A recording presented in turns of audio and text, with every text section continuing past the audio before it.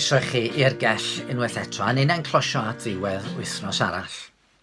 Mae yna stori wedi bod yn y newyddion yr wythnos ddiwethaf am geisio dod ag eryr y môr yn ôl i Ne Lloegr. Yr eryr hwn ydy'r mwyaf o eryrod Ewrop gyda lled ei adenydd hyd at 8 troedfedd. Mi fuodd yr aderyn yn un o adar brodorol yn ysoedd Prydain, ond am bod dynion yn eu herlyd nhw, mi eithon nhw yn brinach. Yn wir y cofnod diwethaf ohonyn nhw nythu yn Ne Lloegr, lle roedden nhw'n gyffredin iawn, oedd yn 1780. Ac iddyn nhw barhau mewn rhai rhannau o'r wlad am amser, eto erbyn dechrau'r 20fed ganrif oedden nhw wedi diflannu'n llwyr. Yna, yn hwyr y ganrif ddiwethaf, bydd ar ei rhai i gael ei gollwng yn rhydd yn yr Alban. Oedden nhw wedi cael ei dwyn yma o wlad Norwy, a bellach mae tua 20 par yn nythu yn yr Alban. A'r bwriad ydy trawsblannu rhai i Ne Lloegr, lle buon nhw yn olygfa gyffredin yn hedfan yn osgeiddeg uwchben y clogweini. Da ni'n gwybod fod na ymgais i wneud hyn efo sawl math o anifel neu aderyn. Da ni'n gwybod mor llawen ydyn ni pan maen nhw'n adennill i tir. Oedd y barcud coch bron wedi diflannu o'r wlad ar un adeg, ond bellach mae wedi adennill ei dir, a mae yna rhywbeth braf am weld y gynffon fforchiog yna, ble bynnag da ni'n mynd, da ni'n ei gweld nhw o gwmpas y lle rhywle. Mae yna gynlluniau dadleuol i geisio cael afancod eto i ymgartrefu ar rai afonydd Cymru. Roedden nhw wedi diflannu'n llwyr o'r wlad, a mae rhai ffermwyr yn poeni pa effaith maen nhw'n mynd i gael ar yr afonydd. Ac eto, da ni eisiau nhw nôl yn dydyn ni. Os bydd llawer o rywgeithau'n diflannu oherwydd bod pobl wedi herlyd, da ni'n gwybod fod y wywer goch gafodd wedi sodlu gan ei chyfnither lwyd bellach yn adennill tir, a mae yna rhywbeth tlws ryfeddol am y wywer goch yn does. Fod y cynlluniau yma'n ddadleuol, rhywsut, da ni'n teimlo fel hyn dyle hi fod, mae rhain i fod yn y wlad yma. Fel ag yma llawenydd wrth weld y wennol yn dychwelyd bob blwyddyn neu clywed y gog yn canu, felly yna rhyw deimlad fod na normalrwydd yn dod nôl i'n byd.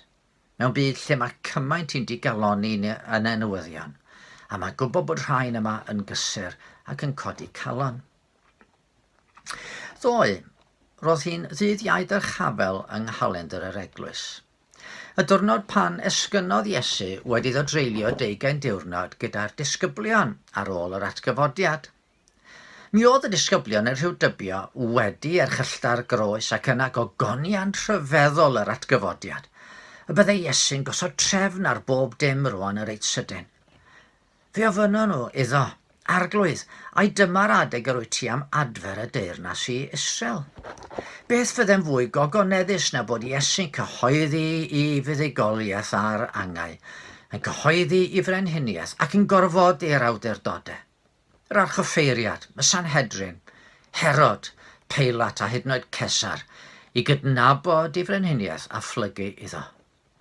Ond na, fe gymerwyd o i fyny mewn cwmwl i'r nef. Fe ddiflannodd o'i golwg. A'r byd y parhau mewn anhrefn, Rhufain yn dal i lywodraethu, Herod yn dal i fyw i fywyd anfoesol. A dyma ni bron i 2000 o flynyddoedd yn ddiweddarach yn gweld yr un llanast.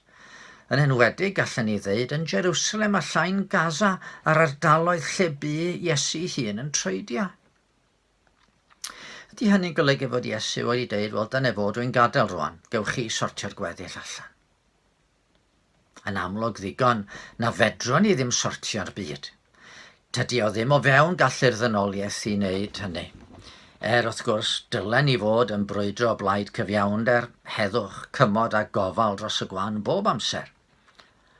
Ond na. Wrth i'r disgyblion weld Iesu'n cael ei ddyrchafu, fe gawson nhw addewid.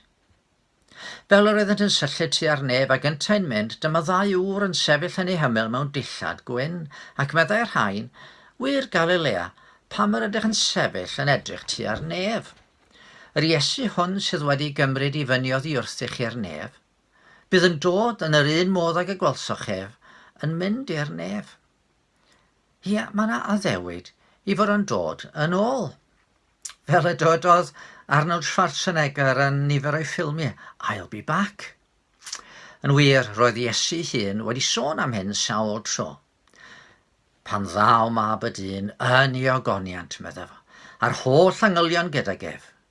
Yna bydd yn eistedd ar orsedd ei ogoniant, fe gesglir yr holl genhedloedd ger ei fron, a bydd ef yn ei didoli oddi wrth ei gilydd, fel y mae bugail yn didoli'r defaid oddi wrth y geifr. Fel y gymaint sôn am anifeiliad ag adar yn dychwelyd i'n gwlad, a hynny rywsyd yn dod ar ryw drefn ddyle fod yn gwlad. Felly mae Iesu wedi addo y daw. Nid trwy I ni rhyw gynllunio I ddwyn I mewn o rywle trwy'n gallu'n hynny, ond yn hytrach ar amser penodedig y mae'r tad yn y nef wedi drefnu, fe ddaw yn ei ogoniant ar gymylau'r nef, a bydd pob glin yn plygu iddo. Bydd yn barnu drygioni, yn gwaredu ei bobl, ac yn sefydlu teyrnas mewn cyfiawnder gyda nef newydd a dear newydd. Ac yn y cyfamser, dio ddim wedi'n anghofio ni.